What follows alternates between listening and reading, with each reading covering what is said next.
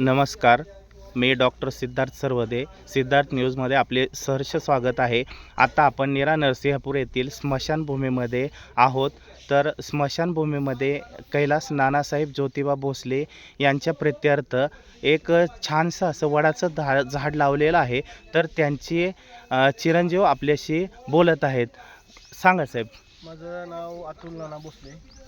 माझ्या वडिलाचं अकाली निधन 2 महिन्यापूर्वी झालं.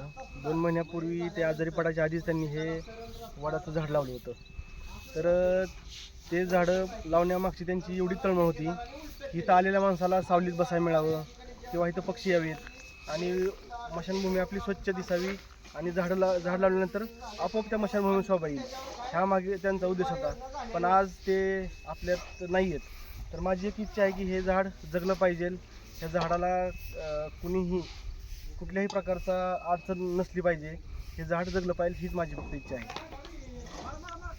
ओके, छान आहे. आज नीरा नरसिंहपूर येथील स्मशानभूमीमध्ये नवीन झाड लावून येथे एक वेगळा असा अनोखा पायंडा पडलेला आहे. त्याबद्दल भोसले कुटुंबाचे आपण नीरा नरसिंहपूर ग्रामपंचायतीच्या वतीने आभार मानूया. जय हिंद, जय महाराष्ट्र.